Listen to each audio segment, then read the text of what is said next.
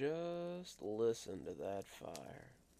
Really puts me in a mood to tell some stories. Welcome to Cozy Horror with me, Dr. Plague. Let's get the stories rolling as we settle in for some more great tales and some great times. It's always a little strange to see missing posters around. It's even stranger when you happen to be the ones on the missing posters. But I suppose it's to be expected when maybe you've taken to blending into the background a little. So, let's hear a story about someone that finds himself the subject of missing posters. Ralph walked a lot. Like, every day a lot. He had lost his car a few years ago during the pandemic. Not because he couldn't pay for it, but because he had a habit of driving drunk, and the cops took his license after the third time, so it didn't make a lot of sense to keep it. He'd walked ever since, and kinda helped him with his sobriety. He was a bit of a mess before that, drinking a lot, showing up to work hungover, eating too much fast food, but the walking had helped him drop a lot of weight and had kind of made him not want to drink. Walking while you were drunk was kind of miserable, and when walking was your means of transportation, you got pretty good at avoiding things that left you unable to do it. Ralph was coming into town on Tuesday, walking up the sidewalk that led from the trailer park he lived in to the grocery store, when he saw the first sign. It was a normal enough white sign with big block letters on the top that read missing. The thing that stopped him was the face that looked out from the sign. It was a guy of about 300 pounds, thinning hair pulled back in a ponytail, deep bags under his eyes. He looked like a deeply unhappy man, a man who looked like he was just looking for a hole to die in. And if it had a beer in it, then all the better. The eyes that stared out of that poster looked like the eyes that stared from between the bars of a drunk tank. And they had, more than once. Ralph reached out and took the sign, staring into eyes that he hadn't seen in years. He was looking at himself, just a past version of himself, a version 2 or 3 years out of date. Out of date was a good way to describe it, like spoiled milk. Missing, Ralph Gilbert. Address, 9733 Aaron Way, Trailer 17. Last seen, April 23rd, 2023, walking along the shoulder of the road. Call Filibuster Sheriff's Office with any information. Cash reward possible. Cash reward, Ralph thought. It was weird to think that someone would be willing to offer a cash reward for someone like him, but he supposed it was possible. The friends he had now certainly valued him more than that bitch of an ex-wife or either of his ungrateful kids had. More than the family he had left too, for that matter. He put the flyer back up, thinking it was weird that they hadn't just come out to the house to see if he was there. He'd been there for a week after the what, he thought. The night that something had happened. Something Ralph couldn't really remember. He kept walking up the street, enjoying the late afternoon as it dwindled towards dusk. This was his favorite time to walk, he thought. The weather was hot, even for early May, and he spent most days inside due to the heat and the way the sun made his eyes hurt lately. The evening walks were about the best thing for him, and he couldn't wait till autumn came and he could stand to walk during the day again. The last thing he wanted to do was lose his progress. 2021 had been a pretty turbulent year for Ralph, but not all of it had been bad. He had started noticing that the walk was making him lose weight and that he felt better about being more active. It would have been very easy to sit on his couch and feel bad about it. He had certainly done that for a while, but as his food ran out and the money he had gotten from his disability payments started to dwindle, he knew he was going to need to do something. That was how the walking had started. Walk to the grocery store, walk to McDonald's, walk to the 24/7 fill that he worked nights at, and walk home. After a while, people in the trailer park started to notice that he was walking, and they would offer to pay him so he could walk their dogs. Pretty soon, Ralph had a bunch of mutts on leashes, and he became known as the Dog Man. Soon, people came to walk their dogs with him, and Ralph felt he finally had friends. He hadn't had friends, not since high school, and the ones he had never led him into anything healthy. These guys were walking with him, helping him find the shoes that wouldn't pinch his feet and give him blisters, suggesting pants that wouldn't give him a heat rash. And one day, Ralph hopped on the scales and discovered that he had lost 50 pounds. By 2022, it was 100 pounds. And by the next year, he was down to 180 and feeling better than he ever had. His trips to McDonald's were down to once a week. His dog walking was earning him enough money to keep the bills paid and his fridge filled, and Ralph felt better than he had in years. He had felt like that right up until last week when something had happened. As Ralph came into town, he saw more of the signs hanging on poles and was a little curious as to why no one had come to the trailer park to check on him if they were so worried. He'd been there all week, and they could have come and knocked. Ralph had been kind of out of it the last week, though, and he was worried that he might have caught something. He barely remembered stumbling home after the whatever had happened. Ralph hadn't liked that. It reminded him of being drunk and out of control again. How many times had he stumbled into his trailer after a night of drinking to find that he couldn't remember how he'd gotten there? He sat on his couch, just looking at the dark television, and suddenly he wondered where the groceries had gone. That was when he remembered that he'd been carrying groceries. He'd been coming from the Forest Hills grocer, bags bulging in his hands. He'd come around the corner, Matherson's curve, and then he didn't know. Something had made him squint, and he thought, oh shit, there goes my milk. Then he'd been walking back into his trailer. As he walked into town now, he saw more missing posters, and it started to give him the creeps. Watching his own face, his false face, looking back at him was eerie, and he wanted to rip them down. He was here. He was alive. Why were they looking for him? He wasn't missing. He was walking up the road. He passed people, side-eyeing them as if he expected them to recognize him, but they just walked right on past without a look back. That was weird, Ralph thought. Yeah, he'd been gone for a week, but people surely hadn't forgotten him that quickly. He'd been sitting in his trailer for a week before he'd thought that a walk seemed like a good idea. It was weird. The food should have run out by now, but Ralph hadn't really been hungry. He'd moved between the living room and the bathroom like a sleepwalker, sleeping, sitting up, like he hadn't done since he was still 300 pounds of lazy couch potato. He hadn't felt like he needed to eat anything either, though, and that was rare. Despite his weight loss, he still managed to have a prodigious appetite. He couldn't even remember drinking water that whole week. Until he'd gotten up to go to the walk, he was worried that he was catching the flu.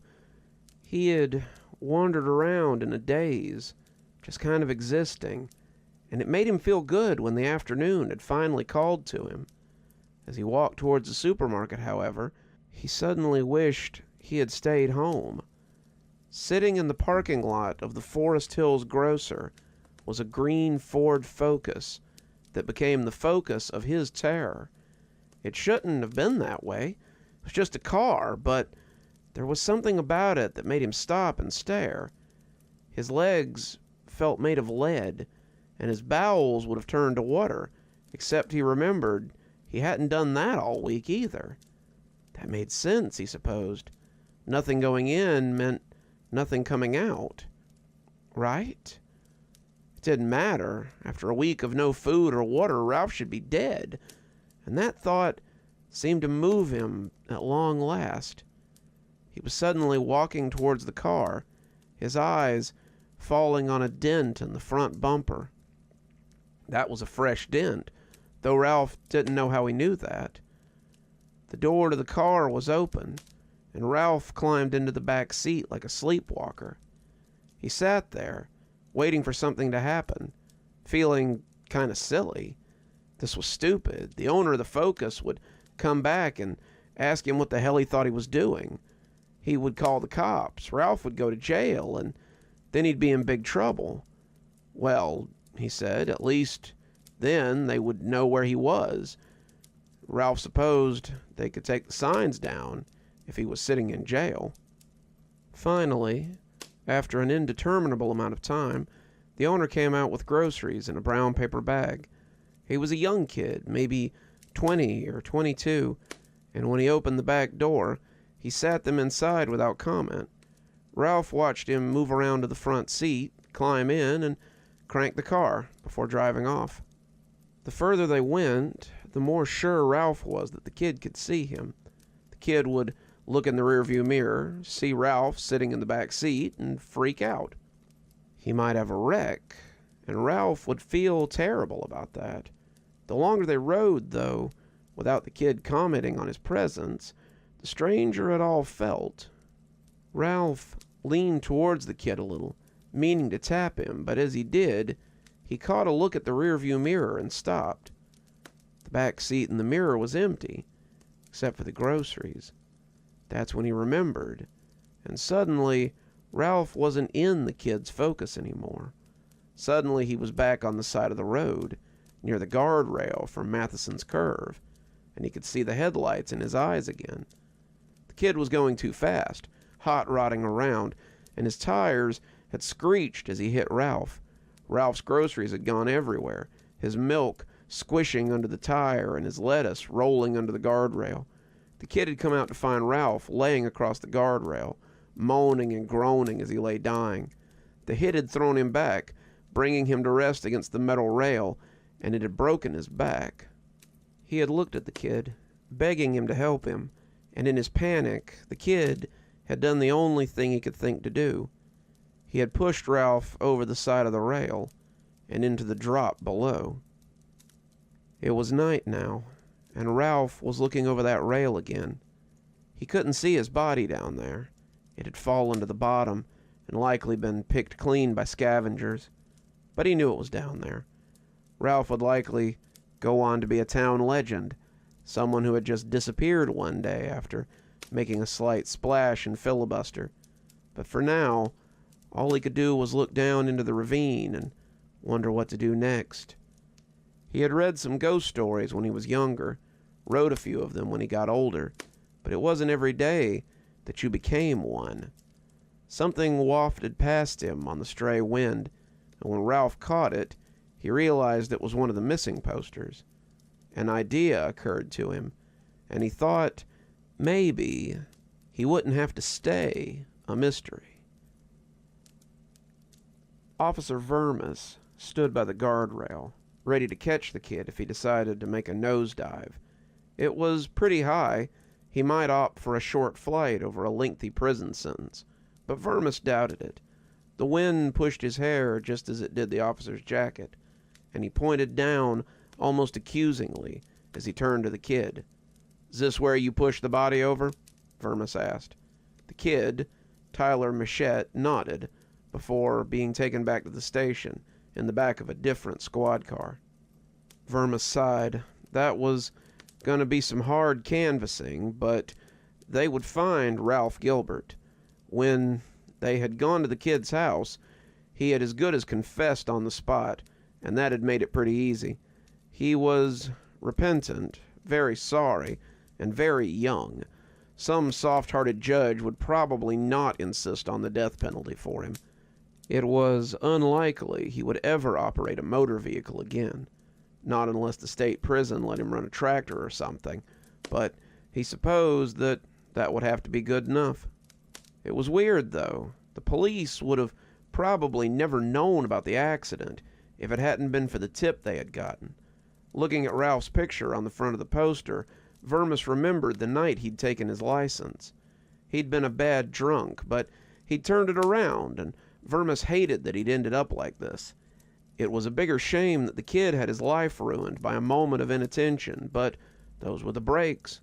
He flipped it over, looking at the odd writing on the back. It looked like it had been done with mucus, except it was a fluorescent green, like the slime they used to dump on the kids on the show his boys had watched when they were younger. He didn't know what had written it, and he didn't care. They could take Ralph Gilbert out of the unsolved case files and put him in the closed case files, and that was good enough for him. The message read, "Green Ford Focus, dent in front bumper. Kid hit Ralph Gilbert about a week ago on Matheson's Curve. Body in the ravine. Don't let me rot down there." Whew, those big pine knots always make me jump when they pop in the fire. It's so unexpected. It's just never really something you get used to. But I guess it means the wood is good, and it'll burn for a while.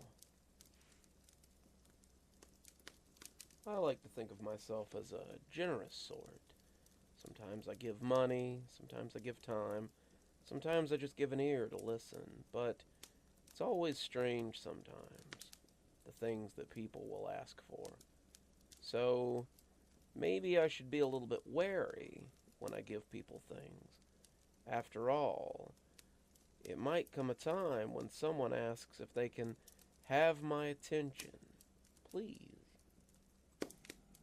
When I stepped into the little room, I thought I had come to the wrong place. I have AOADD, Adult Onset Attention Deficit Disorder. If that sounds made up, it's because it's pretty rare, from what I understand. Most people get ADD when they're kids, but very few of them are diagnosed once they're my age. In fact, it's something like 1% of people, from what I understand. When I was a kid, I was never prone to any of the hyperactivity or attention problems that my peers had. I never needed medication or structure to help me pay attention while I was in class. I did really well in school and did really well in my working life, right up until I was about 34. Then suddenly, I had the hardest time paying attention. I couldn't focus on much of anything, not even for the short term. I would find my mind wandering while I was at work, and eventually, I got fired. I couldn't concentrate long enough on my work to get anything done. I tried to find another job, but anything I managed to get ended the same way. I couldn't even pay attention long enough to flip hamburgers, and my resume was soon in shambles. At home, I struggled to relate to my family. Television shows, sporting events, the day-to-day things no longer held my attention. I was aware of this, aware that I was losing my wife and kids, but I couldn't pay attention to that either. It was like being trapped just behind your eyes and having to watch as you lose everything. After my wife left and took the kids, I decided it might be time to go see a doctor. This was a little different than just the general malaise that I sometimes found with life, and I needed help. My doctor told me about the Adult Onset Attention Deficit Disorder and prescribed medication and some supplements. He helped me fill out the paperwork and get on disability. The disability paid for my housing. My wife had taken our house in the divorce, and the disability made them go easy on me when it came to child support. I wasn't just a lazy slob, I had a medical condition, and I was trying to overcome it. None of the medication worked, the supplements either, and nothing they suggested seemed to help with my attention problems. After a while, my doctor recommended a support group, and I told him I'd give it a try. When I came to my first session, I wasn't sure that I had made the right call. The meeting room was covered with pictures of a man, hand drawings, and police sketches, all of them with the caption, "Have you seen this man?" I wondered who he was, the whole thing feeling a bit tinfoil hattish, but I had to admit that the man looked a little familiar. I was still staring at him when the organizer called me out, looking up when the man asked if I had AOADD. When I told him I did, he nodded and told me I was in the right place. So I took a seat with the other 5 or 6 people there and decided to give it a try. "So, why don't you tell us about your trigger moment?" "My what?" I asked, not sure what he was talking about. "Your trigger moment. Everyone in the group has one. It's the moment you realize that you had a problem with attention. It'll sound a little weird, but it may surprise you to learn that a lot of our trigger moments are very similar. I thought about it, like really racking my brain, but I couldn't come up with much of anything. My doctor had never said anything about a trigger moment, and this was something new. My attention issues had just kind of happened, and I couldn't think of anything that had caused it. The man leading the meetings, a middle-aged guy with salt and pepper hair, nodded and said that was normal. "Charlie," he said, looking at a bearded guy who was dressed like somebody's dad at an amusement park, "why don't you talk about your trigger moment? Maybe it'll help him figure it out." Charlie nodded, interlocking his fingers as he put them across his lap. "I was walking down Main Street when a man suddenly called out to me from a nearby park bench. He asked if I would mind giving him my attention, just like that, and I nodded, saying I would. I figured he just wanted money. Most of the guys that call out to you from park benches want money. But after I agreed to give him my attention, he nodded and just got up and walked away. I thought it was weird, wondered what the hell that had been about, but as I walked, I realized I couldn't focus on the fantasy football team I had been planning. I'd been thinking about the game coming up. I was really big into fantasy football back then, and the team I had put together was doing really well. I had been going over my roster for next week. My team was about to go into the semifinals, and it was weird to realize that the roster would no longer hold my attention. I just kind of wandered around, not really thinking about anything in particular. That's how it started. After that, I couldn't really pay attention to anything. I lost my job, I lost my girlfriend, and now I just kind of float around most of the time. That trigger moment, the moment in time when I met the man, seems to be the only thing I can really concentrate on anymore. I can remember it with crystal clarity, but everything else is like catching water in a sieve. I can think about something for a moment or two, maybe even for as long as a half an hour, but eventually, it's gone. I live out of a van now. You might have seen it when you pulled up to the rec center, and I only have it because the guy took my money and handed me the keys, and I didn't have to sign anything. It's not registered. The cops have ticketed me a dozen times or more, and it's only a matter of time before they take that too, I guess. The group nodded at him like this was the most normal thing they had ever heard, and when they all looked at me expectantly, as if I had my own story to tell, I just shook my head. There was something, though, a tickling in the back of my mind, but nothing yet. "Melissa, why don't you go next?" He never asked a question, never asked people if they wanted to share, and all of his statements were just that. He wasn't asking them if they wanted to put their story out there. He was telling them that it was time to share information. I was working as a waitress at a lunch counter. It was the middle of the day, the lunch rush was in full swing, and I barely even looked at the guy when he came and sat down at the counter. I walked over and asked if I could get him something. He said all he wanted was my attention, just a little attention. When I said he had it, he just got up and walked away. I thought it was weird. The guy had wanted my attention and then he left, but that was how it started.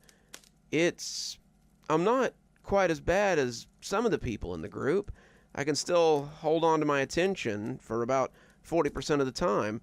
Sometimes, however, I'll just lose all ability to pay attention to anything. My doctor recommended this group, thinking it might stop it from getting worse, but I think it's as bad as it'll ever get. After all, the man only asked for a little of my attention, not all of it. I stopped her after that, asking if she was serious.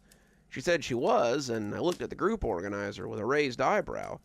Are you trying to tell me that these two had their attention stolen by, what, some kind of demon or something? The organizer shook his head emphatically. No, not a demon. I don't believe in heaven or hell, but I do believe in this man and what he's doing. I don't know what he is, some highly persuasive psychic, some kind of creature from outside our reality, or just some Orwellian thought criminal who's figured out how to perpetrate the worst crime imaginable. But he is the string that holds everyone together, and he seems to like this area the best. I got up, meaning to leave, but the organizer stopped me with a few words. "You met him too, didn't you?" I had my hand on the door, but his statement had made me think again about where I had seen the man on the poster.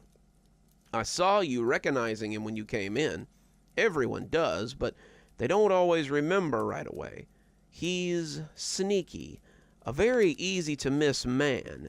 He's so unassuming that you never think twice about giving him your attention. It's just a turn of phrase, after all. 'May I have your attention, please?' But he means it literally.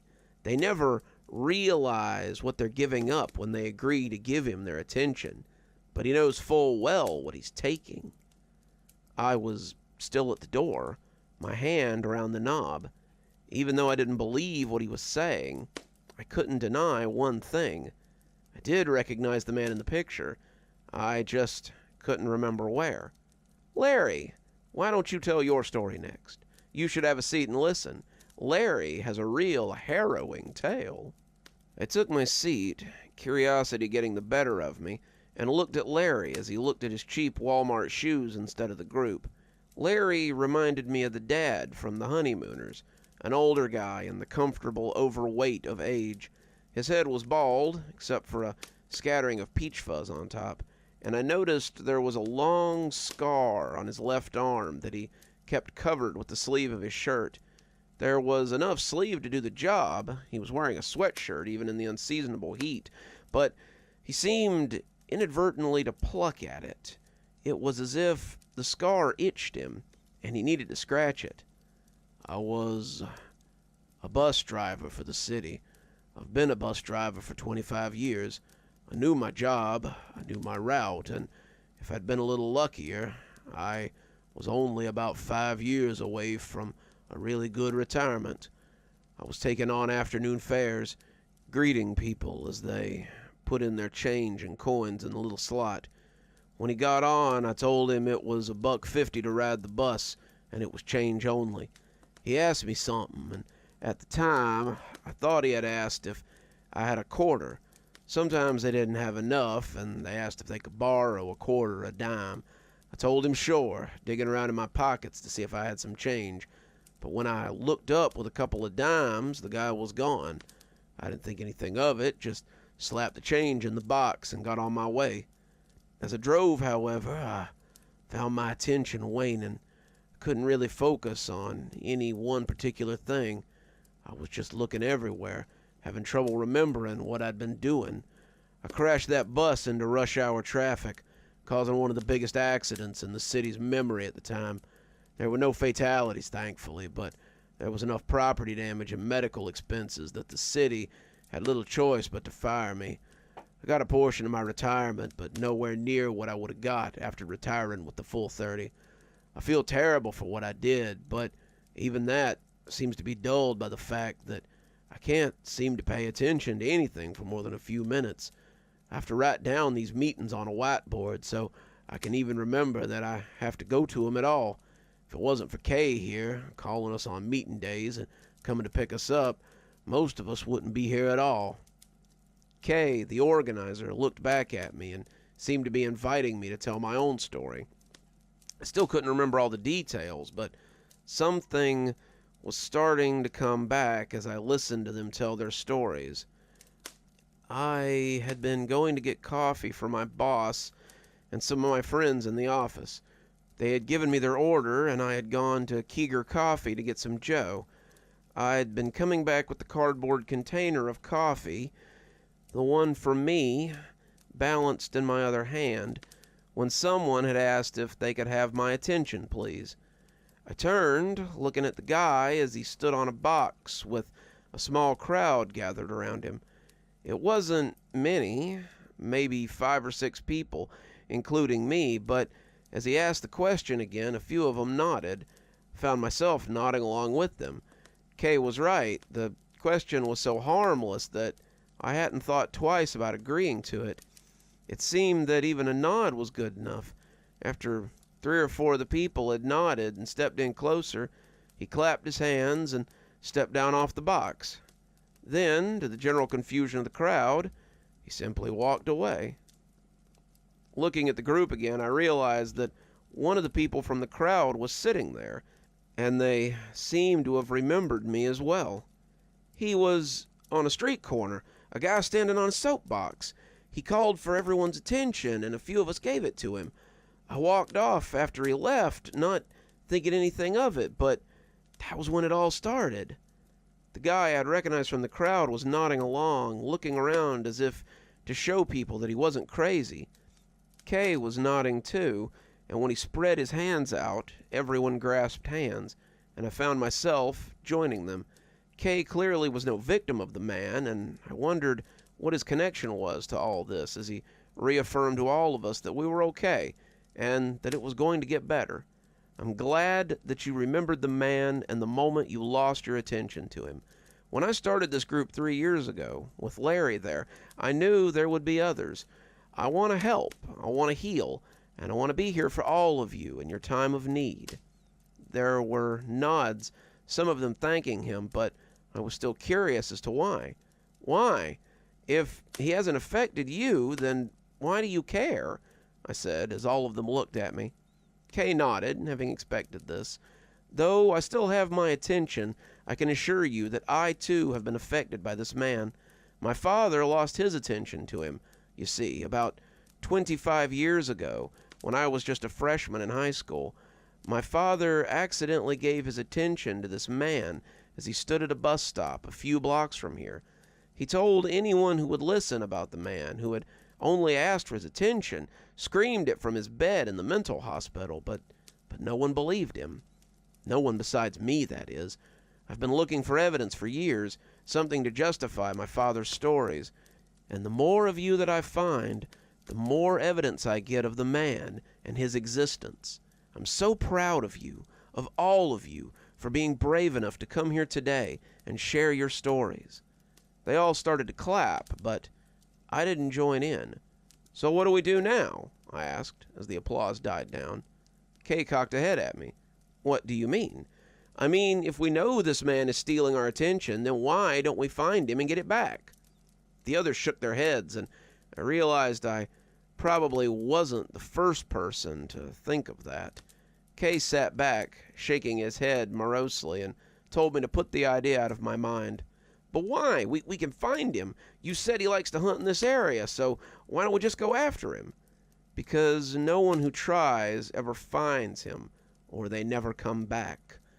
They either fail to find him and go crazy trying to get back what they lost, or they find him and he does something to them. Maybe having their attention gives him some kind of power over them. Maybe he just does something worse to them. No one knows. This group is a safe place, a support group for those who are suffering from what he did to them. I never wanted to see anyone else live the way my father did, strapped to a hospital bed so he wouldn't wander off and hurt himself. I help people who have been hurt by the man, helping them lead a normal life. Well, as normal a life as they can. I feel that it's my sacred duty to help people, to try and get something back after what he's taken from them. But there's no getting back what he's taken. I hope you'll join us in that. There is, after all, safety in numbers. The meeting ended shortly thereafter, and as I said my goodbyes and watched Kay pack up the snacks, I covertly took one of the photos off the wall. I know he said that once I remembered, the memory would be crystal clear, but I didn't want to risk forgetting what this guy looked like. I can't share in Kay's optimism, and I can't stand by and do nothing if this man is the one who has affected my life in such a way. I don't care what the consequences are. I don't care what happens to me. I'll tattoo it on the back of my hand if I have to, so I can force myself to concentrate any time I begin to slip. I will find this man, this strange creature who steals what is most important to us, and I will have my attention back, or die trying. I remember when I was younger, there was nothing like a cozy fire for a little bit of game playing. Maybe we'd break out the Risk board and play some Risk or some Monopoly. this is always the time when maybe I'd get out my HeroScape pieces and we'd have a grand battle across the hex tiles. But we should always be careful where we play our games. After all, nobody seems to want to play a game in Makaro House. This is Jay, Moody, and Kai, and today we're searching for Makaro House. The video was shot in shaky cam, the footage hard to watch without getting a little seasick. Officer Wiley, Detective Wiley now, had seen a lot in his time on the force, but a double homicide perpetrated by this 14-year-old kid in front of him was something he had hoped he would never see. A double homicide and carried out against his two best friends at that. The two kids in question, Marshall Moody and Kai Dillon, had been friends with Jason Weeks since elementary school, and there had never been any reports of violence or any other alarming behavior, at least not to the police. The boys had operated a YouTube channel, JMK Occult, for the last 2 years, and while their content was pretty typical for kids online, they had been uploading steadily every week since their first video about strange deer in the North Woods around Catterley. Hell, Wiley realized, he had even watched some of their stuff when he was bored. People in the community knew them, and this was out of character for any of them. Wiley paused the video, the three boys blundering through the South Woods and chatting like a pack of squirrels, before looking at Jason. Jason, Jay to his friends, looked like he had aged a decade. He had a gaunt look, usually reserved for soldiers who'd come back from war. His hair had been long and blonde for as long as anyone could remember, but the kid sitting there now was as bald as an egg, his scalp looking scoured instead of shaved. The shirt he had been wearing in the video was gone. He was still wearing the ring of it around his neck, the stretched fabric like a collar, and the jeans he wore were stained and ragged in places that looked fresh. He'd been found with no shoes or socks, but he was wearing the orange flip-flops that the jail residents often did. Wiley knew his parents wanted to bail him out, but he wasn't sure if the judge was going to extend him bail or not, given the nature of his crime. The way the two kids had been ripped apart was something that would haunt him for a long time. "So, Jason, Officer Russell tells me that somebody picked you up beside the road, and you told them that your friends were dead, and that you had killed them. Is that true?" Jason nodded, not speaking a word as he continued to stare at the wall. The woman in question was Darla Hughes, a mother of 3 who had stopped when she saw a young teenage boy walking on the side of the road in the current state he was in. Stories of kidnapping and kids held in basements for months while God knew what happened to them were clear in the public conscience. Darla thought she had found some kid who had escaped this situation, and when she stopped to help him, she said the poor lamb had said 8 words and then nothing else. He said, "My friends are dead, and I killed them." They had found the kids in the clearing in the woods about 3 miles in, a site Wiley was familiar with. How many times had he and his friends gone looking for Makaro House? Everyone in Catterley knew about Makaro House, and most people's childhood had been spent looking for it. John Makaro, a prominent figure in Catterley history, had been a prominent importer and exporter in England. He had come to America before the Revolutionary War to try and set up a similar business, and Catterley had been a large enough port to satisfy his needs, without being so busy that a new face would be lost. He established a manor in the South Woods, despite being told that it was Indian territory, and the bill of sale did very little to dispatch the native tribes that lived in the area. He survived 2 raids by the natives somehow, but his wife and daughter were not so lucky the second time. As such, he rallied a mob of townspeople to go into the woods to help him flush out the natives who were living there. The raid took weeks, but by the end, they had killed or scattered every member of the tribe that lived there. Satisfied, Mr. Makaro built his lavish estates, but strange things surrounded it from the beginning. Workers went missing, people reported strange lights and sounds after dark, and a shriveled figure in skins and feathers could be seen lurking after moonrise. Animals on the property acted strangely, and sometimes people found wolves or bears on the grounds. Usually, they were in a rage, but sometimes they simply fled as if they had been drawn there and weren't sure what to do now that they were. Once the house was finished, John Makaro had a hard time keeping staff. None of the hands he had tried to hire to keep his livestock would stay more than a week, and they all refused to stay on the property after dark. His servants would likewise disappear suddenly, and none of them would stay at night besides his butler, who had been with him for years. People said that Mr. Makaro talked about hearing chanting in the house and seeing strange shadows, and when even his butler disappeared one evening, John locked the doors and stayed in the house alone for a long time. People who came to see him said that he could be seen wandering the halls like a ghost, calling out for people that only he could see.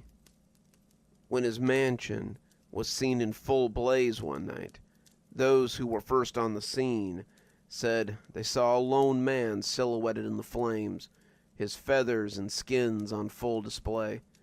He disappeared when they got close, but he had been seen by many in the years to come. "What did you see out there, Jason?" Jason continued to stare at the wall. "I want to help you, kid, but you have to help yourself first." He couldn't help but glance down at the kid's fingers as he let them splay out on the table like sleeping spiders. The nails were dirty, the beds crusty with something like blood, and several of them were torn and ragged. There was grime around his mouth, too, and Wiley would have bet his next paycheck that it wasn't Kool-Aid. It looked like mud or paint, but it was probably blood. Jason remained silent as the grave. "Jason, none of us believe you killed your friends. You're wrong." Wiley had been fiddling with the remote, trying not to look at the kid's hands, but when he spoke, he looked up. Jason was still staring at the wall, but his head was shaking as his teeth chattered together. The kid looked like he was staring into the mouth of hell instead of the cream-colored walls of the interrogation room. Wiley almost didn't want to ask him what he had seen, but he needed to know. He needed to know how this kid had killed two other kids, one of whom was a head taller than him and outweighed him by 60 pounds. "Would you like to elaborate?" Wiley asked. He didn't think the kid would for a moment, but finally he just reached slowly and pushed play on the remote. He kept looking at Wiley like he thought he might slap his hand, but when he let him go all the way across the table unsmacked, he relaxed a little. The video went on as they walked through the woods, joking and laughing as the woods lived their quiet existence around them. "We went in at 8, just after Kai's mom went to work. She wouldn't have liked us going into the South Woods. Wanted to investigate Makaro House.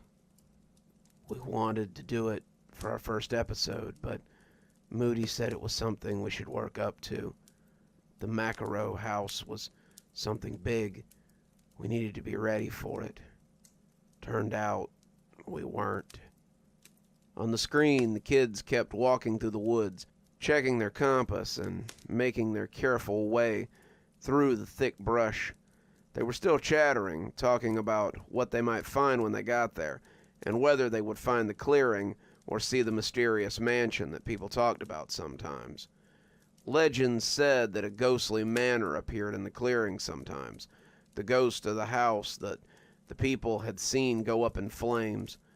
Wiley didn't believe that, but as a kid, he had to admit that the clearing where the house had been was spooky. All the wood had rotted away long ago, the stones taken away for use in other things, but the land felt wrong. Wiley had never been there after dark, but people claimed to hear footsteps and see things after the sun went down. Wiley pushed fast forward on the tape and watched as the kids plodded on and on. Jason wished that he could have sped through that part of the trip. They had set out at 8, waving to Kai's mom as she pulled out of the driveway. The packs had been pulled out of the garage after she was down the road a piece, and the three set out for the woods. They knew the rough direction of Makaro House, but no one really came upon it the same way. Danny Foster had said it was a 3-mile walk from the forest's edge to the property, but Jamie had claimed that he and his friends had walked for what seemed like hours. "When we found it, though," he said, "we found the house instead of an empty lot. We kept daring each other to go in, but we left when someone lit a fire on the grounds." Jason and his friends were hoping to find the house instead. And as their walk turned into a hike, Kyle stopped and looked at the compass. "We should have gotten there by now." Moody chuckled. "Maybe we're going in the wrong direction." "Can't be," Kai protested. "The directions are to go south into the south woods for 3 miles. Then you'll come to the clearing where Makaro House sits." Jason hadn't wanted to jinx it, but at the time, he thought that boded well for them finding the house. They kept walking, Kai good for an endless stream of conversation, and as the sun began to set, Jason found that he was out of breath. His tongue felt like leather as it stuck to the roof of his mouth, and the lunch they had brought had been eaten hours ago. Moody had argued that they should turn around and head back, but Jason had finally vocalized that this could mean they were going to find the house instead of an empty lot. He was hopeful, right up until they got what they wanted. When the sun went down, Wiley knit his brows together. "I thought you and your friends were only in the woods for a few hours." Jason shook his head slowly. "We were, and we weren't. The time on the camera says we walked for 8 hours before I turned it off, but when I got picked up by the side of the road, it was barely noon." Wiley pursed his lips. "How was that possible?" The video cut out, the battery in the camera having been exhausted, and Jason nodded at the screen. "Those batteries have a max life of 3 hours. Dad said it was the best battery they had when he ordered it for me, and it was pretty expensive. There's no way one of those batteries could have recorded for 8 hours. But it did." The recording came back on, and Wiley was shocked to see that they were standing on the lawn of an old Gothic mansion. The sun setting behind the house made a perfect backdrop for the shot, and the boys were oohing and ahhing appreciatively. None of them seemed to believe what they were seeing, the whole thing a little otherworldly, and they seemed to be having some kind of argument about who was going to approach the house first. "Is that it?" Wiley stopped to wet his lips. "It can't be. The Makaro House burned down hundreds of years ago." "But there it is," Jason said, his eyes still fixed on the wall, "in all its glory." And oh, what glory there had been in it. Moody had gawped at the house as if he had never seen one before. "No way. There's no way." "That's impossible," Kyle breathed. "That house burned to the ground before our fathers' fathers were even thought of." "But there it is," Jason said, mirroring his later statement, though he could not have known it, "in all its glory." As the sun set behind it, Jason thought it looked even spookier than it would at night. The mansion rose like an obelisk towards the sky, its towering roofs looking naked without flags or pinions. The boys stood at the edge, trying to shame or bluster one another into going into there first, but in the end, Jason took the first step. The others looked surprised at his boldness, but they followed closely after, not wanting to be thought less of. Jason expected the house to disintegrate as he approached, an illusion or a trick of the light, but as his foot came to rest on the boards of the old house, he felt their solidity and continued to climb. When the door opened for them, the broad double doors swinging jauntily on their hinges, the three boys pulled back as if preparing to run. The camera captured their indecision, the doors yawning wide as if waiting to receive them. Jason seemed to surprise even himself as he came forward to investigate. "Wait, what if it's a trap? This whole place shouldn't even exist.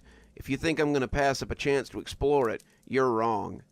Jason went in, pausing just inside the doors as if expecting them to crash shut. When they didn't, Moody followed him, and Kai brought up the rear. Makaro House lived up to its gothic exterior, the inside full of soft, dark velvet and antique furniture. There was a fire burning in the hearth inside the sitting room, tables spread with books in the library, and as they came up the long hall that led towards what was undoubtedly a dining room, Jason began to smell something. It was something like a stew or maybe a roast, and the smell of meat brought them to the dining room. A long table sat in the middle, 8 chairs on each side of it, and at the end sat a wrinkled old man eating soup from a bowl. It was hard to tell before they got close, but the old man looked like he might have been Native American. He was dressed in hides, feathers adorning his head and necklace, and he wore a beaded necklace with bones and claws on it. He looked up as they approached, glowering at them evenly, before returning to his meal. He ignored the boys, all 3 standing back apprehensively, before Jason found the courage to speak. "Excuse me, sir, is this your house?" The spoon froze on its way to his mouth, and the old man looked like he had been slapped. "My house?" he asked, his voice sounding thin and whispery. "No, child, but it was paid for by my people. We paid with our blood. We paid with our lives, and in the end the cost was high. I took some of that cost from the previous owner of this home, and now it's only me who lives here." Kai made an uncomfortable noise in his throat, like a dog trying to tell its owner that something wasn't safe, and Jason understood the feeling. "Well, we'll leave you to it then. We didn't mean to." "Leave?" The old man sounded amused. "Oh, no. No one leaves Makaro House. Not until they've played the game. It was always a way for our warriors to test their mettle, and I have so longed to see it played again. Will you join me? If not, I'm afraid you might find it quite hard to leave." Moody took a step back, and Jason heard his footsteps on the carpet as he tried to retreat. "What's the game?" Jason asked, figuring they could outrun the old coyote if it came down to it. Jason wondered why he had thought of him that way, but he didn't have time to ponder it then.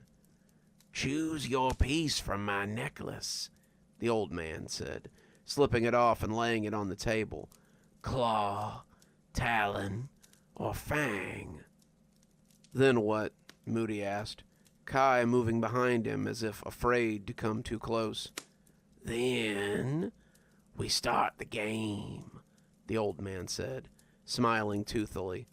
For an old man, he certainly had a lot of sharp teeth. "Okay," Moody said, walking forward as Kai followed in his wake. "I choose the claw." "Talon," Kai said, reaching out to touch it. "Fang," Jason said, and put his hand out. He felt a sudden, violent shifting in his guts. He was shrinking, the world moving rapidly all around him. He was smaller, but was more than he was, and he was trapped. His legs scrambled at things that held him, and he tore it to pieces as he freed himself. He heard a loud roar, and something big rose up before him. The bear was massive, ragged bits of something hanging from him, and Jason was afraid that he would kill him before he could get truly free of the snare. Something screeched then, flying at the bear's face and attacking him. Jason saw blood run down the snout of the bear as it tried to get the bird or hawk or whatever it was off its face. Jason circled and looked for an opening. He was low, on all fours, and he could smell the hot blood as it coursed down the bear's muzzle. Blood and meat and fear and desire mingled in him, and as something laughed, he turned and saw a large coyote sitting at the table. Its grin was huge, its snout longer than any snout had a right to be, and he was laughing in a strange half-animal, half-man way. The hawk suddenly fell before Jason, twitching and gasping as it died, and he knew the time to strike was now. Jason leapt on the bear, his arms trying to crush him, but not able to find purchase. He sank his teeth into the bear's throat, and for a moment he was afraid that he wouldn't make it through all that thick fur. The bear tried to bring its claws to bear, but as the wolf worried at it with its fangs, he was rewarded with a mouthful of hot blood. The bear kept trying to rake him with those claws, but its movements were becoming less coordinated. When it fell, the whole room shook with the sound of thunder, and Jason rolled off it as it lay still. "Bravo! Bravo!" cried the coyote, clapping its paws together in celebration. "Well fought, young wolf. Well fought." Jason took a step towards him, but suddenly he was falling. It was as if a whirlpool had opened up beneath him, and he was being sucked into it. Jason thrashed and snarled, trying to get his balance, but he was powerless against the pull as it flung him down into the depths of some strange and terrible abyss. He came to in the empty clearing where the house had been, and that was where he had found his friends. Wiley rewound the tape, not quite sure what to make of it. So this strange man offered to play a game, and then he changed you three into animals. Jason nodded, looking like one of those birds that dips its head into water. "I picked Fang, so I was the wolf. The game wasn't fair. We didn't know what we were doing, but I still killed Moody. I killed both of them because I'd been the one to approach the house first. I killed them when I agreed to play the game. It's my fault. I'm a murderer." Wiley wasn't so sure, but it was hard to argue with the evidence. The video showed Jason dropping the camera, and then suddenly there was a lot of snarling and screeching. Wiley heard the animals fighting, but he heard something else too.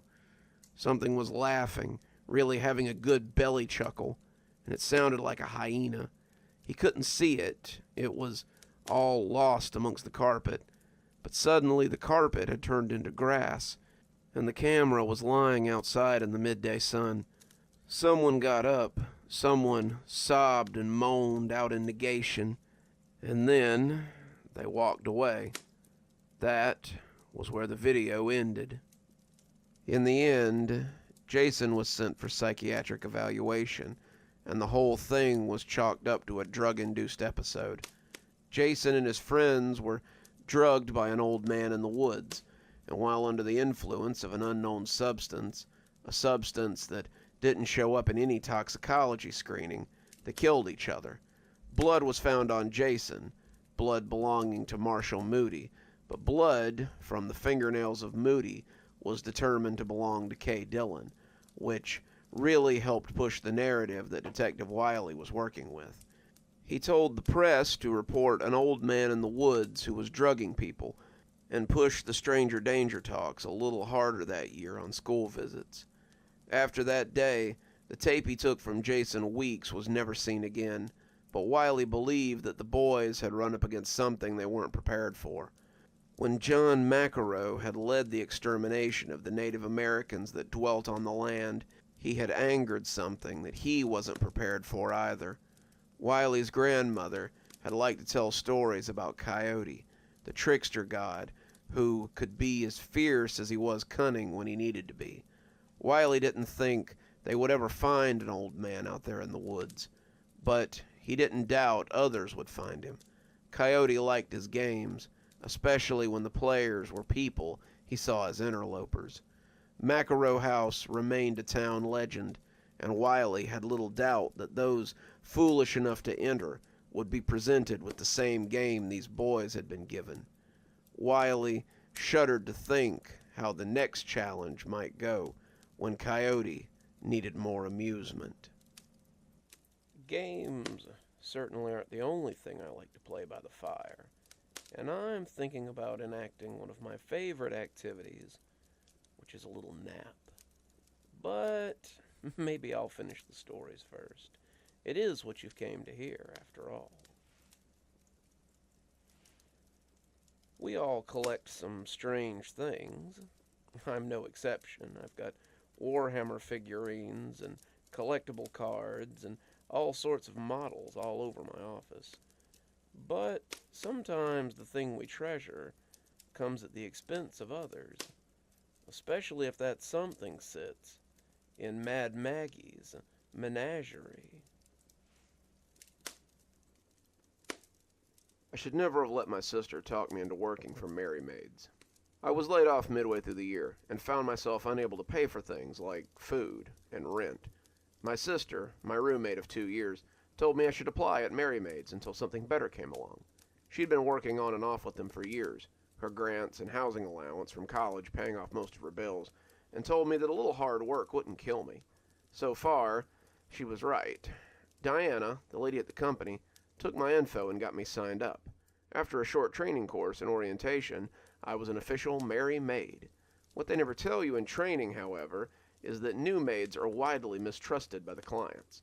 You have no resume and no one to vouch that you aren't a thief or a murderer, so most clients will refuse a new maid in favor of a vetted one. 2 weeks on the job, I didn't have a single client or a cent to my name. With my savings running low, I begged the service for someone, anyone, so I could make money enough to afford ramen noodles. The next day, she sent me a text that Miss Margaret Maisel had agreed to let me be her new maid. I cursed my luck, but I could hardly refuse.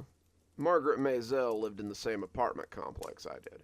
Margaret, or Mad Maggie as we call her here, was a senile old lady who wandered around the neighborhood and talked to herself.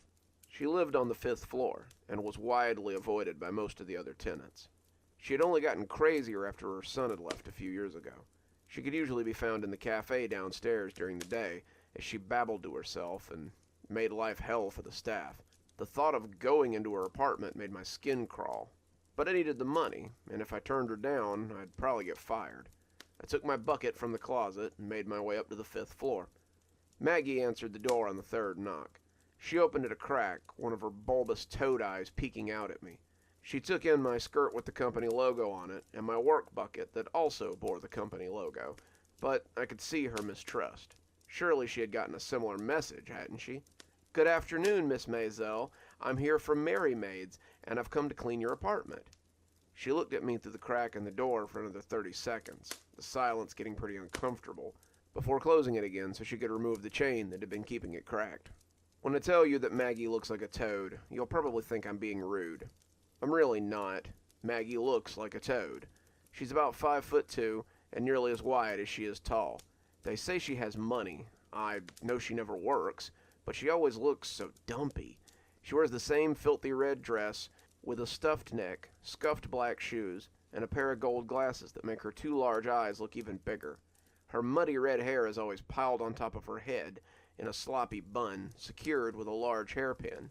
She came up to mid-chest on me, and we stood in the foyer looking at each other. "You live on the 2nd floor," she croaked, sounding like a pack-a-day smoker. It wasn't a question. She clearly wasn't as crazy as we all thought. "I do," I answered, not sure what to say. "Well, let me show you what you'll be doing," she said, shuffling into the apartment. I had honestly expected a filthy hovel, given the state of her clothes, but it was actually pretty clean. The kitchen had a sink with dishes in it, but it looked cleaner than mine most days. Maggie informed me that the dishes and the countertop would be part of my daily cleaning, as well as sweeping and mopping. We passed through the living room, but she made her way up to the hall bathroom instead. The bathroom was a bit messy, but having grown up with siblings, it was nothing I couldn't handle. Maggie told me I'd be responsible for the sink, the shower, the toilet, and the floors. As we left the bathroom, I thought we'd be heading into the 2 bedrooms in the back of the house, but Maggie started walking towards the living room instead.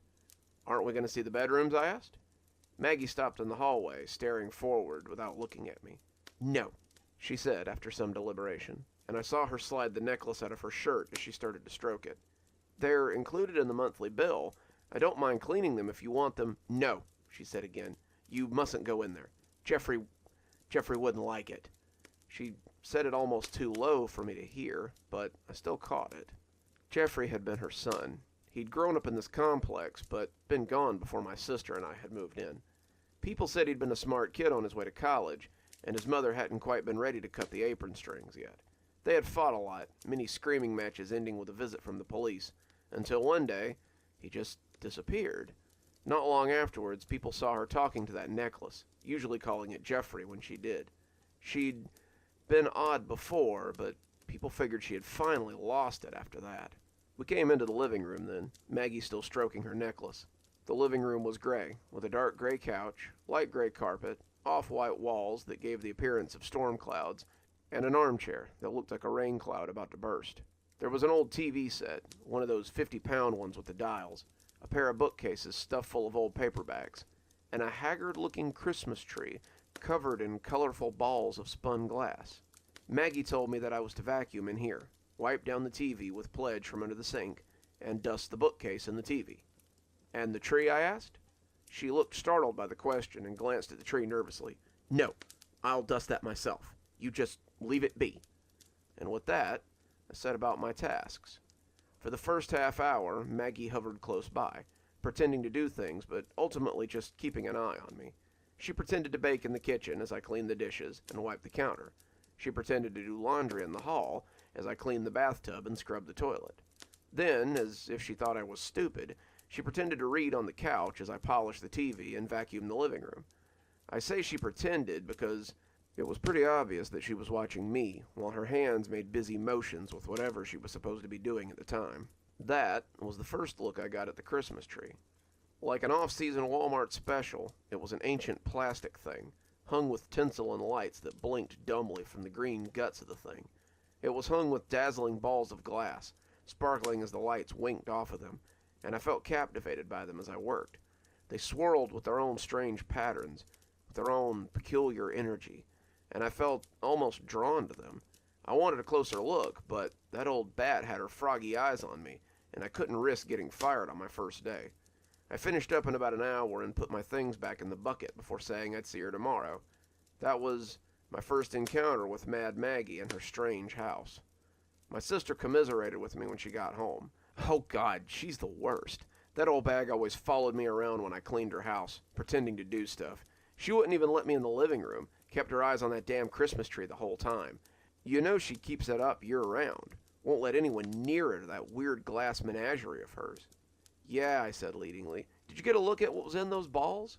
My sister shook her head. It looked like looping spirals, but the closest I ever got was when she had me haul that grungy TV up that she found on the street. I bet she still has it in her living room. I told her that she did, telling her how Mad Maggie had made me polish that tatty old thing, and we set about and made fun of the crazy old witch for the rest of the night. Even so, I found myself wondering about those balls. Why were they so important to her? When I'd offered to dust them, she had acted like I'd threatened to smash them. Why were those ornaments so valuable? I found myself thinking about them the next morning as I got ready to go back up there again. The next time I went to her apartment, she met me at the door and hovered as I cleaned again. She had left me a few dishes in the sink, some coffee stains on the countertop, and she cleaned leftovers out of the fridge as I worked before handing me a bag and telling me to take it out. I moved on to the bathroom, changing the garbage and wiping up the sink, and I found that she had stepped into the back room when I finished the bathroom. I made my way quickly to the living room and started vacuuming close to the tree. The tree blinked sadly, the balls sparkling invitingly as I vacuumed closer and closer. They were definitely blown glass, fragile and elegant as they hung in space. I could see intricate patterns inside each of them. I bent close, looking at one of the patterns, and could swear that I saw something moving. Each of the spheres had a different design in the middle, and the way the light played across them, the patterns almost seemed to shift, and "Careful!" Her yell cut across the vacuum noise, and I almost bumped the tree stand. She ran towards me, her eyes on the balls, and she shot me a murderous look.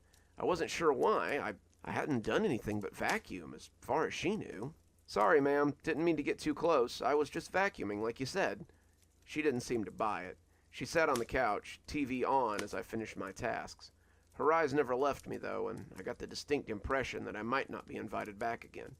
When I left, I heard her mini locks snap shut behind me, and she started talking to that weird necklace again as she returned to the couch. I didn't know if I would be invited back, but I knew I needed to have another look at those glass balls. I slept poorly that night, my dreams full of those strange little ornaments.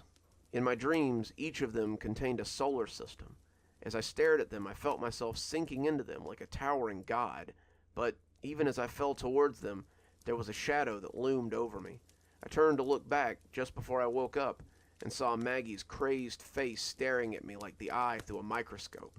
The next day, I was given 5 new clients and told not to go back to Maggie's apartment. We have a new girl starting, and we always start them off at Maggie's to see if they'll last.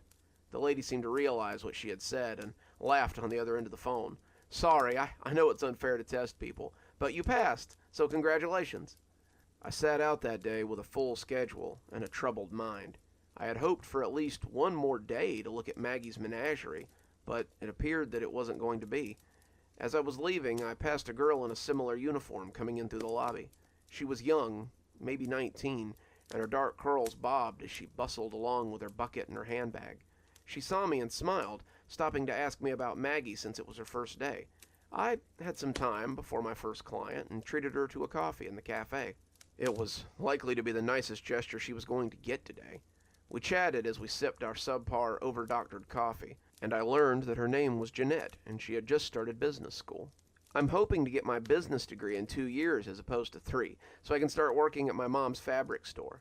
She's branching out in a few years, and she's offered me my own location if I can prove to her that I can handle myself. We made small talk, but inevitably the conversation came back to Maggie. What's she like, anyway? I heard she's a little odd, but she's ultimately harmless, right? I considered telling her about the tree and to warn her to stay away from it, but I decided that she would learn soon enough. Yeah, she's a little odd, but I don't think she's malicious. Just understand that she has some strange ways about her and that she takes her rules very seriously. I hear she's got a bit of a reputation, the girl said, lowering her voice. Girls tend to quit when they work for her. Some of them even go missing or just disappear altogether. I shrugged. It's a busy city. People tend to just leave when the cost of living gets too high. Jeanette nodded. This was known, but she made a sound as she sipped her tea that told me that wasn't all. A girl in my class said she'd had a roommate who worked for Mary Maid and got placed with Maggie. The girl didn't seem too worried about Maggie, but then she didn't come home one evening and never showed back up for her things. Her parents came to get them eventually and told her that there was a police report and that everyone was searching for her since they hadn't heard from her in days. I started to ask her if the roommate had mentioned the Christmas tree or the menagerie of small ornaments, but decided against it. After a few more minutes of polite chatter, I excused myself and wished her good luck on her first day. She thanked me and bounced off towards the elevators like she was going to meet her Prince Charming or something. Unfortunately for her, it looked like she was about to meet a witch instead. I spent the next few weeks cleaning rich people's condos or servicing dingy apartments with harried-looking mothers or frazzled-looking single fathers. As I worked, I gained more clients. By the end of the month, I had 15 regular customers that I saw at least once a week. I really had too much to deal with to think about Maggie or her glass baubles, but they were never far from my dreams, it seemed. I had the dream about the glass universe almost every night. Now, however, just before I woke up, the looming Maggie would croak out about how I didn't belong here, and I would wake up in a cold sweat with my heart racing. It had been almost 2 months since I'd been in her apartment, before I even thought about her in my waking hours. I was leaving one of my regulars to go do a special job, a job with better than average pay, when my phone rang. I picked it up and heard my sister on the other end, telling me that she'd be a little late tonight. But it's our movie night, I whined, with fake outrage. I'll be there. I just have to stop off for one last job on the way home. Some of us didn't get invited to clean the judge's condo with the other bootlickers. I scoffed. Hey, when you're the best, you don't have to kiss ass. So what's the job you have to do anyway? Oh, I gotta clean Mad Maggie's apartment before the end of the day. Apparently, Georgette hasn't been coming to work the last couple of days, and the old toad is livid. That made me pause. What happened to her? Who knows? I guess she couldn't hack it, so she went back to wherever it was she was from. I'll see you later, sis. My train just stopped, and I'm late for my next client. I said bye and hung up, but her words stuck with me as I met the other girls at the lavish condo. We were supposed to be cleaning it top to bottom before the judge and his family arrived at 8 o'clock, but My mind was preoccupied with thoughts of the bubbly Jeanette just up and missing. She had seemed so excited about starting her new school and her new job, and I couldn't see her getting burned out in less than a month. Had something happened to her?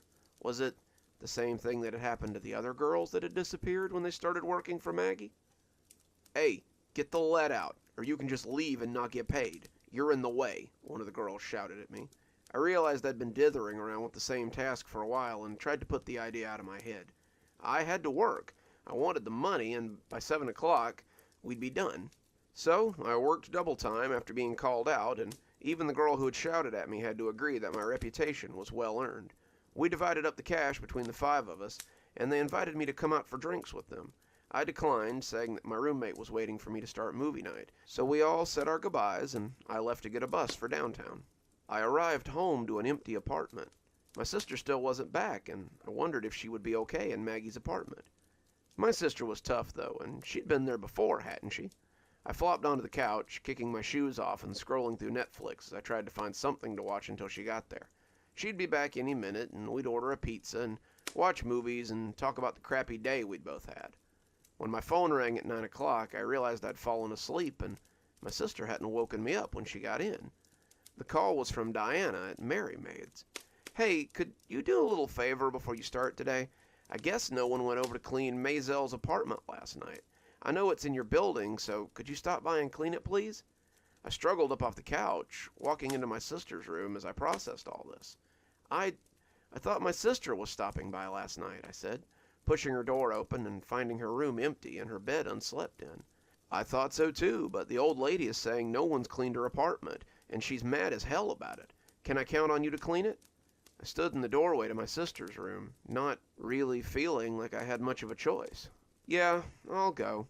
"Terrific," Diana said. "I appreciate it." I started calling my sister on the way up. Her phone rang and rang before finally going to voicemail. I heard her nasal voice tell me to "leave a message, bitch," before the tone. I called her 3 more times, all of them going to voicemail, before I reached Maggie's floor and the elevator opened with a ding. I was in poor spirits when I knocked, but was greeted by a very different Maggie. Maggie was all smiles. Her energy was high, and her warmth almost changed her before my very eyes. She apologized for being rude on the phone with the lady from the agency, but she needed someone out here right away to clean. That poor Jeanette girl had just up and disappeared one night, and when no one had come last night either, she had just been so mad. She regretted it now, and she hoped that nothing had happened to Jeanette. This was a very different Maggie than I was used to seeing, and her new energy was almost as jarring as her old deranged self. I started cleaning in the kitchen, Maggie making herself a cup of coffee, as I tidied up the small mess in the sink and on the stove. The kitchen looked as clean and unused as it always did, and I was almost afraid to see the rest of the house if she'd freaked out over a mess. When I finished the kitchen, the old toad told me that she was going to the bathroom, and that she'd just tidy it up after she was done. "Here, why don't you have something warm before you start in the living room?" she said, offering me a cup of coffee that she'd been making. I took the cup hesitantly, but the coffee smelled rich and decadent as the steam hit my nostrils.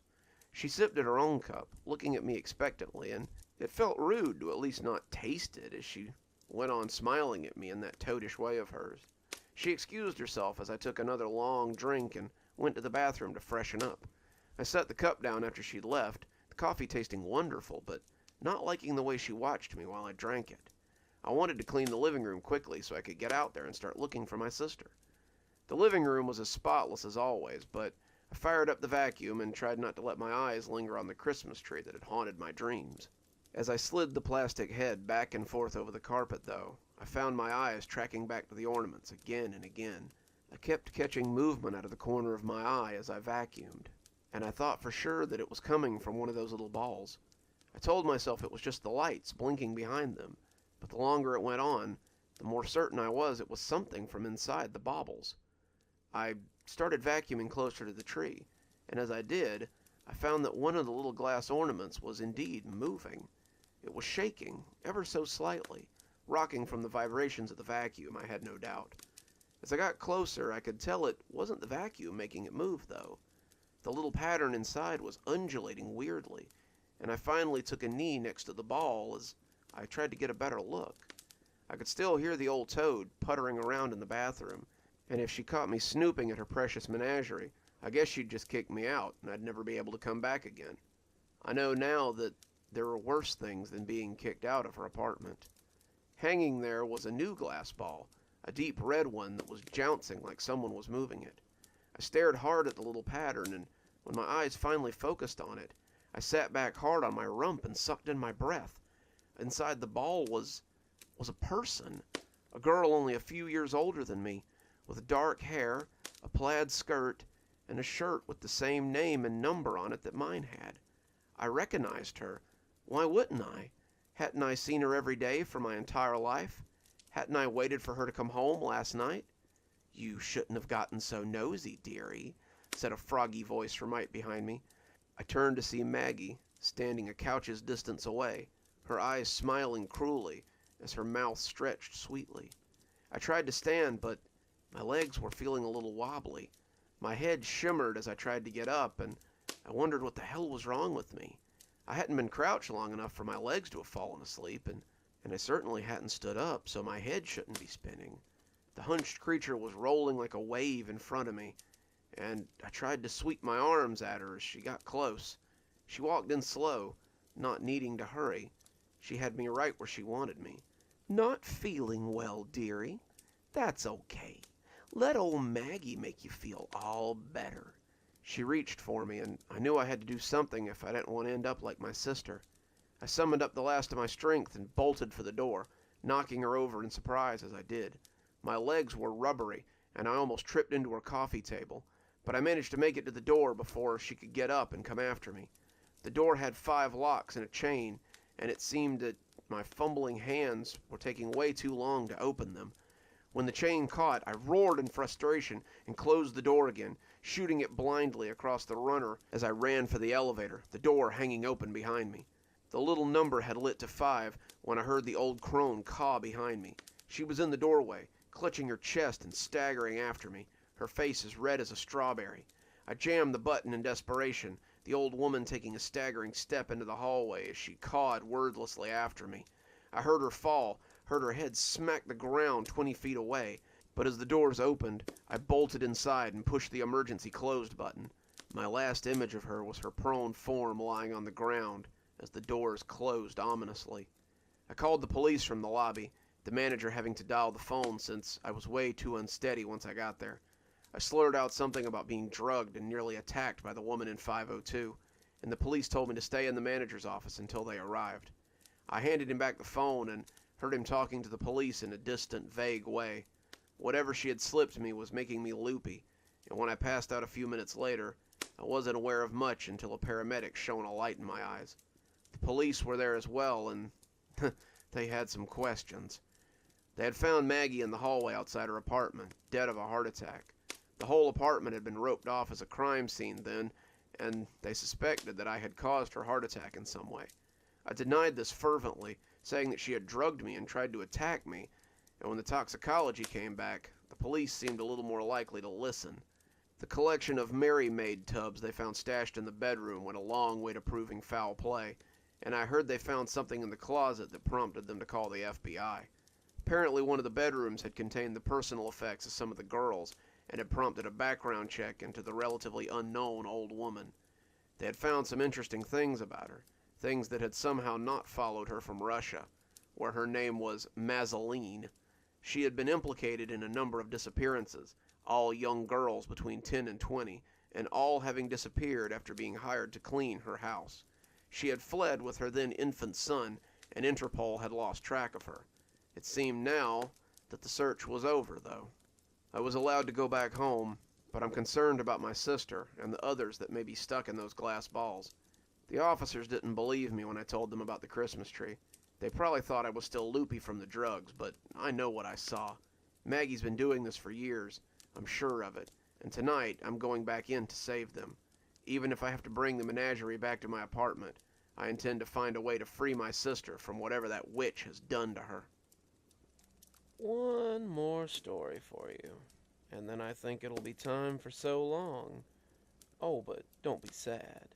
I'm sure we'll have more tales again, very soon.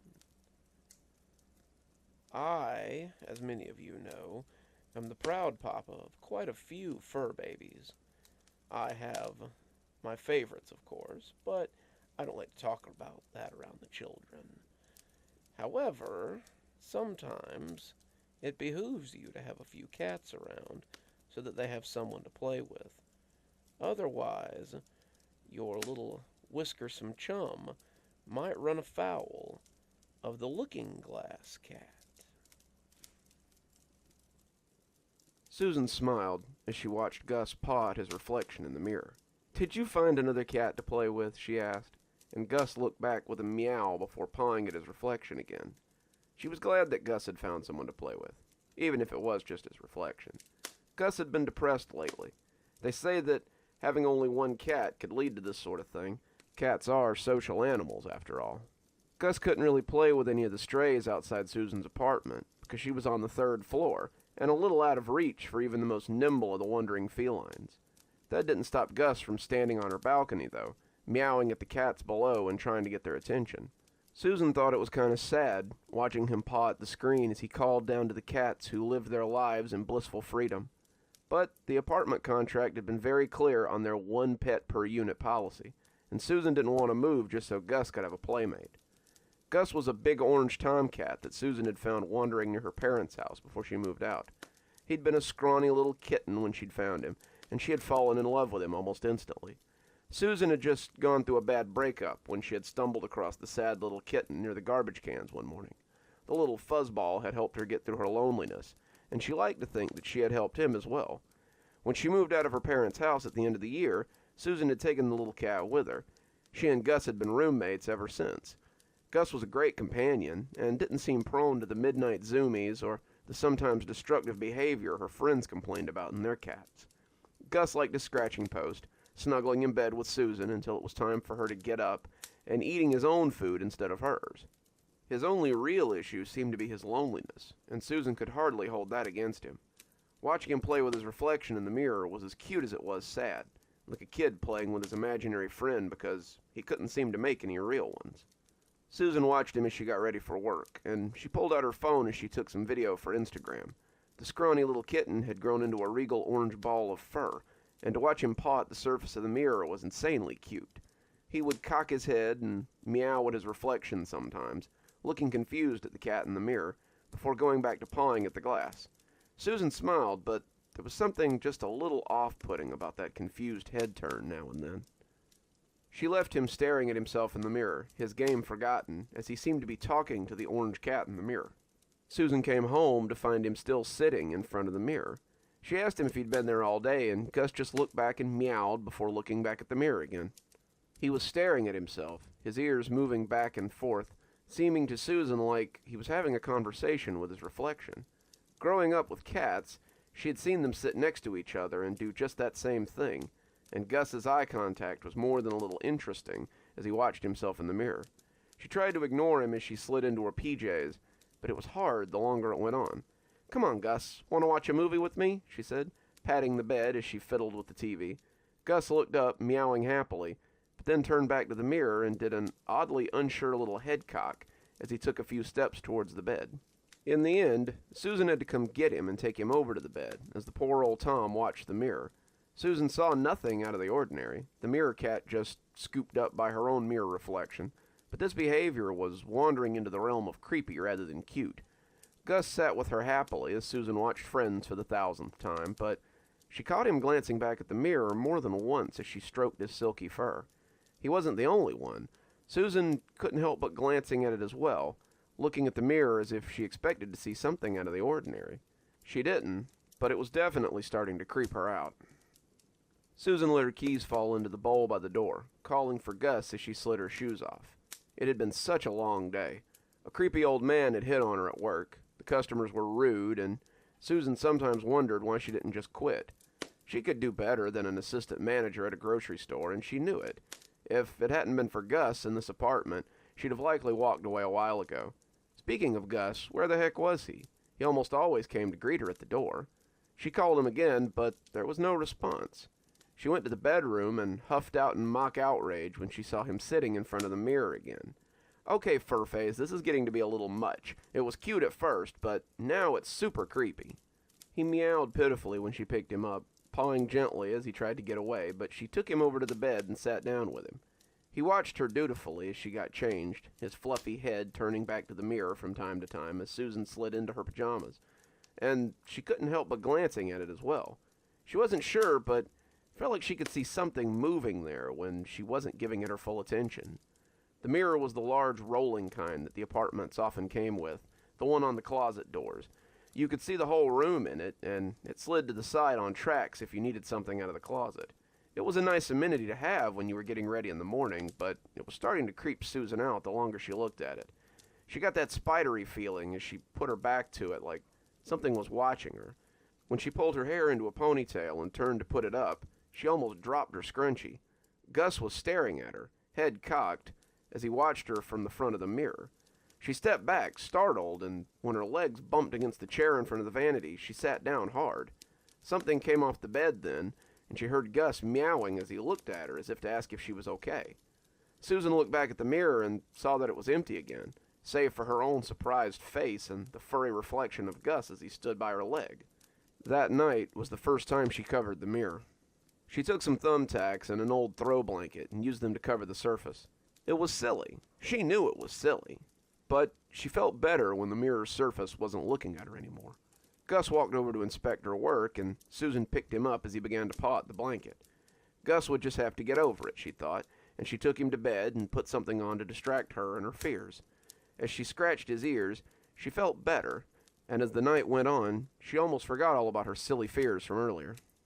When she woke up, though, she saw that the blanket had been pulled down, and Gus was again talking to himself. This became a daily routine for her. The first thing she did when she got up or got home from work was to cover the mirror and tell Gus to stop pulling the blanket down.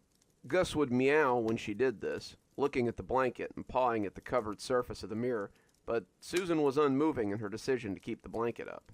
She would usually pick Gus up as he pawed pathetically at the blanket and take him off to pet him, but it never stopped him from coming back to it.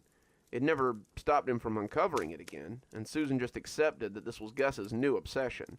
The cuts on her big fur ball were a little harder to ignore, though. Sometimes, while stroking his silky fur, Susan would encounter a scratch or a bite and wonder how exactly he had gotten it. They weren't the sort of wounds a cat could get from just scratching themselves. At least she didn't think they were. When she noticed a bite on the tip of his ear one afternoon, she actually searched the house to see if another cat might have gotten in somehow. His food bowl never emptied any quicker than usual, and there was never any extra scat in the box. If there was some secret cat living in the house, it was extremely quiet when she was there. The only strange thing was Gus's melancholy seemed to have disappeared. His mood had improved, and he spent less time meowing to the cats below the balcony. The only change was that she had to shoo him away from the mirror constantly. If he wasn't in her lap being petted, Gus was at the mirror or at the blanket that covered it. He never took it down while she was there, but he would put his face underneath it or just stare at it like he could hear someone talking. Susan found this extremely off-putting, but what could she do? The mirror was attached to the closet door, and without it, Gus would be free to leave his long orange fur all over her clothes that she had hanging in there. Also, as much as it creeped her out, she couldn't stand to think of Gus being sad again while she was at work. Then, one day, something changed. She came home to find the blanket down and Gus looking at himself as he always did. "Seriously, Gus? This is getting annoying. I hate having to put this blanket back up every..." But she stopped when Gus turned his amber eyes to stare at her. The two held their gaze for a few moments, but Susan couldn't help but hear the voice of her subconscious as it screamed that this wasn't her cat. It looked like Gus, it sat like Gus, and was a perfectly adorable little ball of orange fluff, but his eyes were different.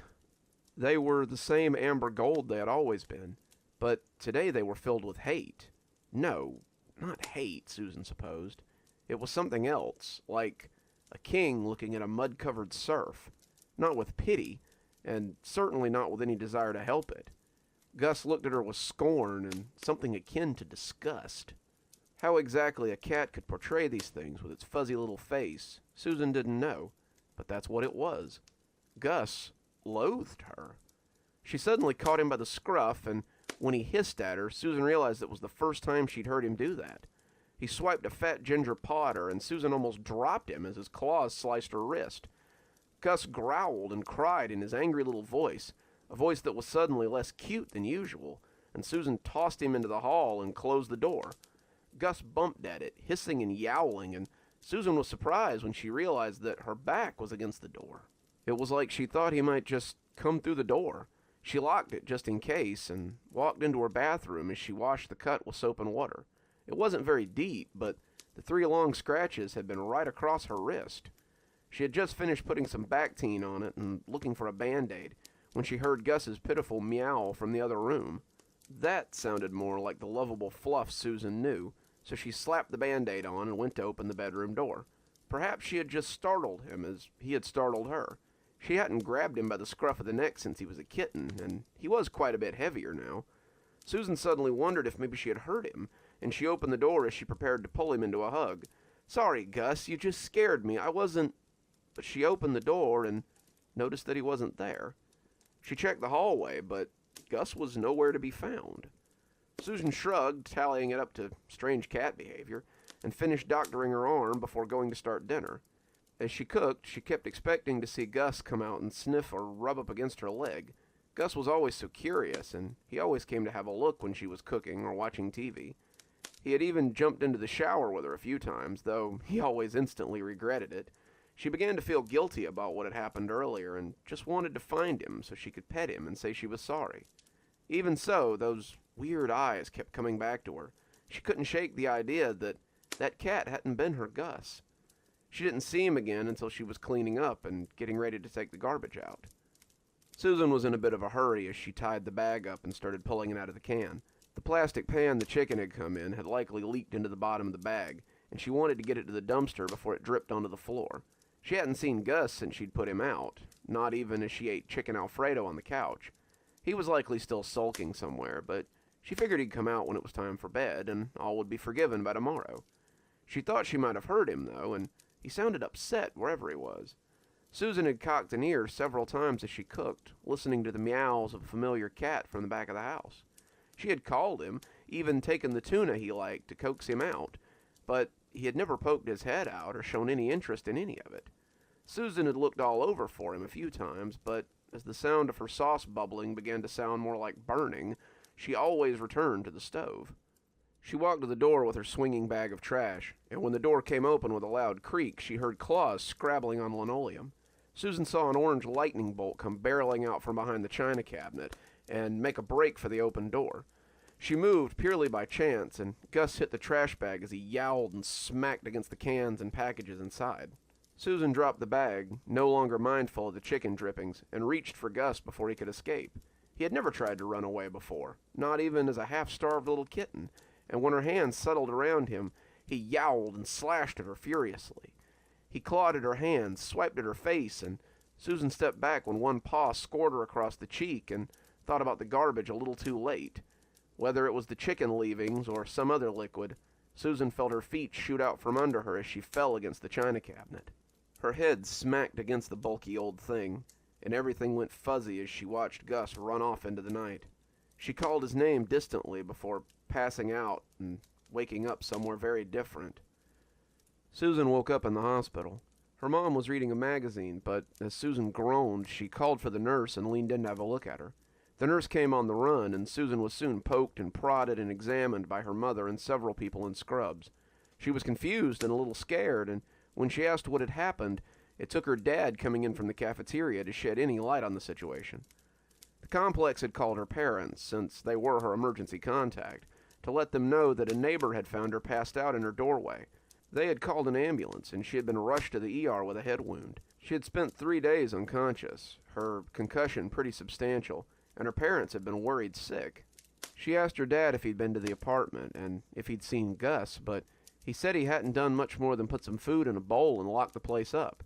"He's probably okay, sweetie. Cats are pretty self-reliant. I'll go back tonight and make sure he has food and water, though." They wanted to keep her at the hospital until they were sure that she was okay, but Susan was adamant that she needed to leave.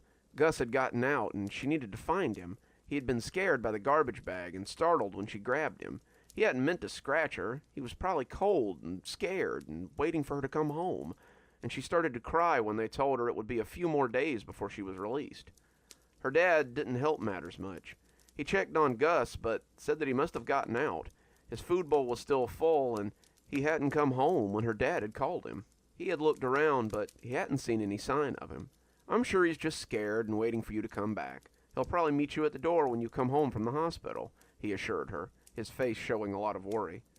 She came home 3 days later, after the hospital had run every test they could think of, and Susan was greeted by nothing but a plain beige door and a note from her neighbor wishing her a speedy recovery. She opened the front door thinking maybe he would be there, but the house was cold and empty. It felt lonely without Gus there to welcome her, and she decided then that she had to go look for him. Maybe he was close by, playing with the cats he had seen from the balcony. She would get some treats and call him, and hopefully he would come back after some coaxing, and they could be a family again. She was halfway down the hallway when she recognized a pitiful meow from her bedroom. She came through the door looking frantically for Gus. Had he gotten stuck in the bedroom? How had he been eating and drinking this whole week? She expected that he would come pelting out when the door opened, but he was nowhere to be found. She started looking for him under the bed and in the closet, but when the same sad meow came from behind her, she turned and found the source. It was Gus. He was just as fluffy as she remembered him, and it broke her heart to see how thin he looked under all that fur. He looked troubled, his eyes darting around as he put a paw up and pleaded for her to help him. He looked sorry, like he would do anything if she could just help him out of this. And as she approached him, Susan could feel her tears coming down in a torrent. Gus pressed his paw against the mirror. His toes were visible from the other side, and as he pressed and shoved, she could see he was becoming upset. Gus was stuck inside the mirror, his world nothing more than a little room, the one he had loved so much. Susan put a hand up to the mirror, covering his little paw with hers, and only then noticed that she didn't have a reflection. She sat and wondered if she'd have to watch her poor cat Gus waste away, unable to help him, and she laid her forehead against the glass as she cried all the harder. And just like that, we've ran out of stories for another day. Though the fire may go on, I'm afraid our story time is at a close. But I do hope you'll come back tomorrow for another great batch of stories, and another great time with me, Dr. Plague. Till then, this is Dr. Plague, signing off. Have a wonderful day, and a spooky evening.